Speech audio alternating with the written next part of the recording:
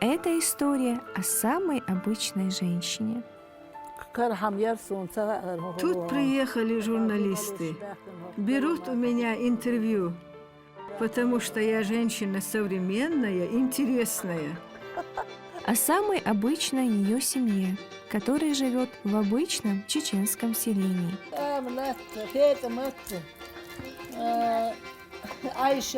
Так почему же мы сняли о них фильм? Я вижу медаль у вас на груди. Когда вы ее получили?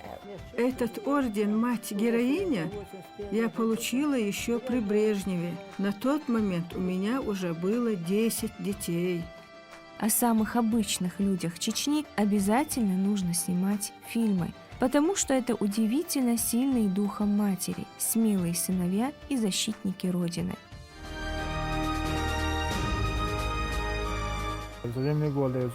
Мама всегда переживает за нас, особенно когда нас отправляют на задание. Да и мое сердце постоянно скучает по горам и по маме.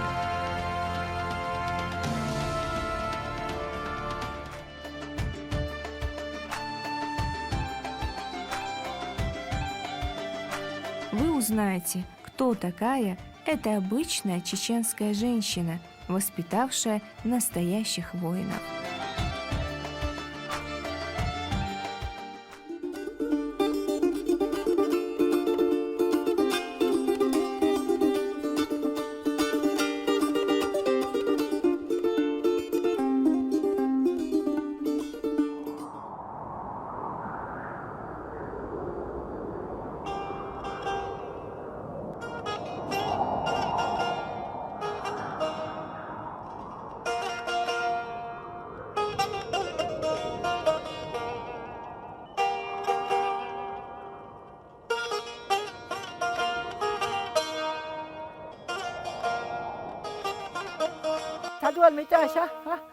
Иду поить своих телят.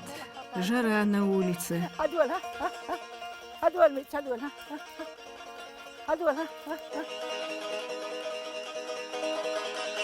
Говорят, очень важно, какое имя дается человеку при рождении. Отец как-то сказал Дашман, что имя ее состоит из букв, обозначающих солнце и землю в арабском языке. Имя, наполненное жизнью и светом, как и сама эта женщина. Когда мы приехали после выселения, здесь было 3 дома и 3 участка земли. Один дом принадлежал нам, второй деверю, а третий двоюродному брату свекра. Это были старинные чеченские саманные дома. Помню, в тот год я собрала богатый урожай кукурузы и фасоли. Кукуруза у меня уродилась хорошо даже, несмотря на то, что она росла в тени. Чтобы что-то получить, человеку нужно упорно трудиться. Ей 82, и она с легкостью управляется с коровами в хлеву, с сорняками в огороде и печет чудо, или чуднаш по-чеченски, в старинной глиняной печи. Под густой домашней сметаной они становятся необычайно вкусными и мягкими. 12 буханок хлеба я пекла каждый день, ведь нужно было кормить 12 человек. В большой кастрюле варила суп на целый день. Да, было очень сложно. Я косила траву на заготовку сена, была пастушкой, сама ходила на мельницу, рубила дрова, не ждала, пока супруг все сделает. Дашман шутит, говоря, что ее муж был очень внимательным к себе человеком. Любил себя, берег и баловал, не знаю даже, почему он умер.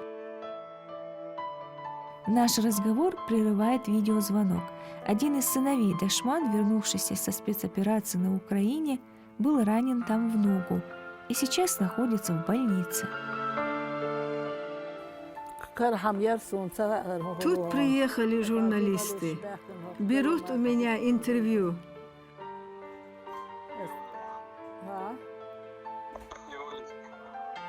Потому что я женщина современная, интересная.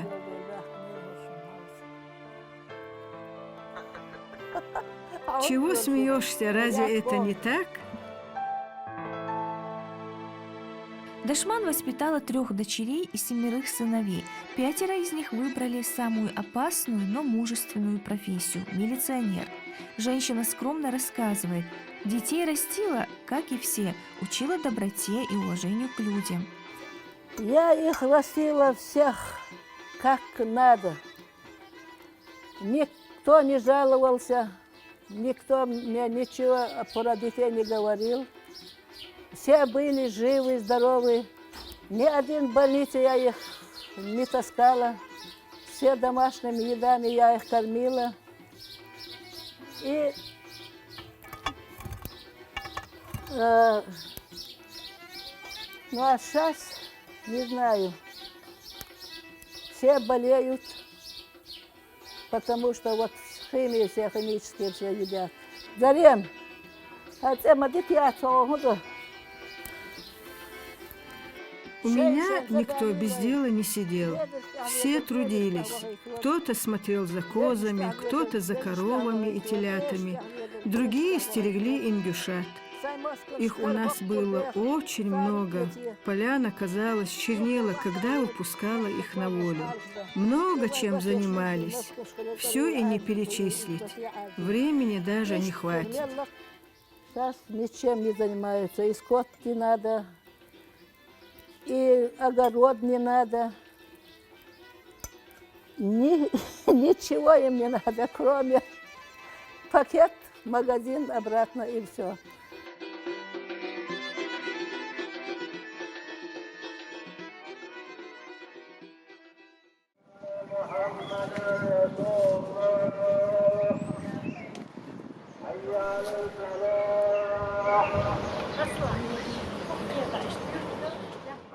Ближе к обеду во дворе появляются дети. У них традиция – каждый день навещать прабабушку. У Дашман 44 правнука, а внуков 35. А еще снохи. Вот и считайте, смеется Дашман.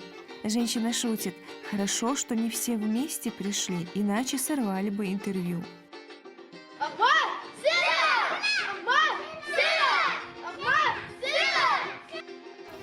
Хасан, Хеди, Фетмат, Абдурахман, так Хамзат, Шейхан, Ахьяд, Ильяс, وآمنت فاطمة عائشة أمينة آدم برويتي آدم حسن علي. Еще кто остался? Я всех назвала. Вот столько у меня правнуков. Вот какая я богатая. Добродушные бородачи – 2 внука и младший сын Дашман, которые совсем недавно вернулись из Украины, выполняли там свой воинский долг. Ребята рассказывают, если пришла пора защищать родину, времени на раздумье нет. Приказ есть приказ.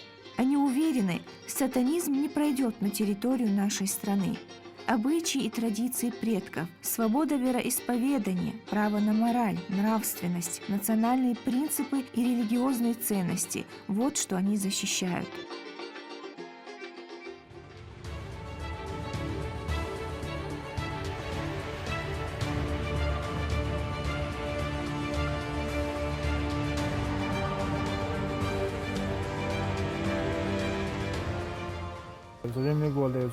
Мама всегда переживает за нас, особенно когда нас отправляют на задание. Когда умер старший брат, она еще больше стала беспокоиться, особенно обо мне, так как я ее младший сын. Но благодаря крепкой вере в Аллаха, которая в какой-то мере передалась ей от отца, дед наш был религиозным ученым, она находит в себе силы пережить этот страх. Да и мое сердце постоянно скучает по горам и по маме.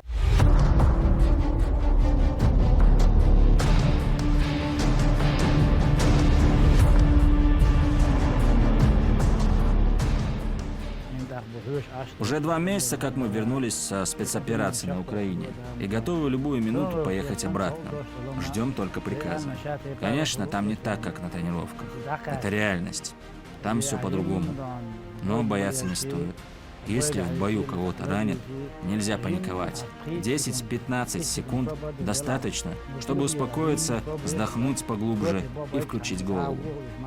А еще нужно помнить, что дома тебя ждут родные и близкие, и что все в руках Всевышнего Аллаха.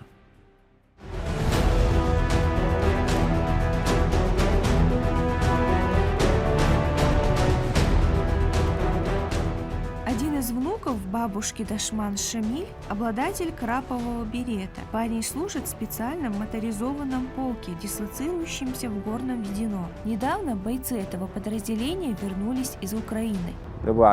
Свой долг мы выполним, готовы любую минуту туда вернуться. Ждем лишь приказа. Сделаем все, чтобы защитить свою родину. Конечно, без боев не обошлось. Куда ж без этого? К нам относились благожелательно, радовались освобождению. Люди находились в плачевном состоянии. Столько лет выживать под гнетом бандеровцев. Они жаловались на голод. Мы делились с ними тем, что у нас было. Потом поступила помощь от фонда имени первого президента Чеченской Республики, Героя России Ахмата Хаджи Кадырова. Сотни людей получили продукты, медикаменты, и когда мы раздавали еду, больше всего мне было жалко стариков. Впрочем, вместе с Саидмагомедом, Шамилем, Аюбом, Якубом, Абубакаром в спецоперации участвуют еще 30 односельчан. Замечательных, мужественных, готовых защитить свою страну, свою республику сыновей вырастило это небольшое село. И название у него необычное – Бейт-Тимох, в переводе с чеченского означающее «лунный край». Есть предание о том, что село было основано человеком по имени Бейти. Он был богат, смел и обладал исключительно красивой внешностью, сравнимой с лунным сиянием. О его благородстве и мужественности слагались легенды. Так вот, откуда в жителях Бейт-Тимохка столько замечательных качеств. Много грамотных людей вышло из этого села. Много выдающихся профессоров, учителей. Сейчас некоторые занимают даже руководящие должности. Люди из этого села всегда отличались своей религиозностью, мужеством, благородством. Бабушка Дашман делится. В политике, мол, не разбираюсь, но понять, что такое хорошо и что такое плохо, могу. Как-никак закончила культпросветучилище. 15 лет проработала библиотекарем в селе, пока в 2000 году маленькое здание не взорвали боевики. Угрожали даже ей. «Не будешь сидеть дома – убьем». Не сдалась, не струсила. Видимо, характером этим непреклонным и упрямым пошли в нее все дети. Я вижу медаль у вас на груди. Когда вы ее получили? Этот орден «Мать-героиня» я получила еще при Брежневе. Кажется, это был 1981 год.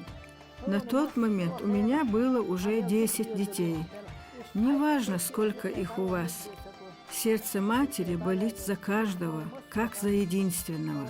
Вот уже 17 лет нет в живых моего старшего сына, а сердце болит, как будто я сегодня его потеряла.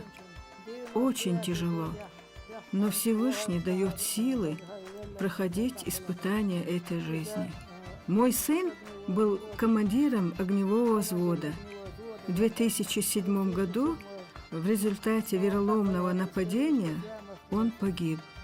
До сих пор люди говорят о его бесстрашии, о том, как он спасал своих сослуживцев, никогда не прятался за чужими спинами и был всегда впереди. Все 5 моих сыновей служили в самое опасное время, и все получали тяжелые ранения. Мой самый младший остался в живых по чистой случайности. Видимо, время его еще не пришло. А сейчас и внуки подросли, и тоже пошли по стопам отцов. 4 участвуют в спецоперации на Украине. Эта скромная 82-летняя женщина примет любой вызов, с достоинством пройдет сложные испытания и с улыбкой на морщинистом лице скажет: «На все воля Всевышнего». Мои внуки говорят, что всегда готовы выполнить свой долг перед Отечеством, что они на верном пути первого президента Чеченской Республики героя России Ахмата Хаджи Кадырова. И я знаю, что они будут верны своим принципам до конца. А если им нужна помощь, я сама готова отправиться за ними. Если бы меня позвали, не раздумывая, поехала бы и отдала бы свою жизнь. Собираетесь помочь им? Да, таково мое желание. Наша героиня сильная женщина, стойкая. Когда мы говорим ей об этом, она улыбается. Да нет, обыкновенная. Обыкновенная, да. Обыкновенная мать, бабушка, прабабушка. Но в том-то и сила обыкновенных наших матерей, что они воспитывали нас в честности, в труде, в сострадании к другим. Бабушка, кого из них вы больше любите? Всех люблю одинаково. Видите 5 пальцев? Если отрезать один, болеть будет одинаково. Всех люблю, никого не выделяю. А из ног, которую вы больше любите? Все снохи у меня хорошие. Ну, не знаю, о чем-то они там переговариваются надо. Нет, нет, они не такие. Все хорошие. Боятся меня до смерти. Ну вот, смеются мои снохи, всерьез меня не воспринимают. А кого вы считаете самым красивым из ваших внуков? Вот он, мой самый красивый. Чеченская женщина Дашман Мацуева пережила многое, как и тысячи чеченских матерей, которые всегда провожали своих сыновей на поле боя не нежными речами, а говорили такие слова: «Помни, кто ты, помни, чей ты, помни про честь семьи и села. И если ты струсишь, пусть тебя настигнет меч врага, ибо я отрекусь от тебя». Это кино о простой чеченке, о матери, бабушке, о той, которая провожает сыновей и в поле, и в горы, и даже на битву с улыбкой, которая ждет вопреки и назло, которая уверена, встреча в горах непременно состоится.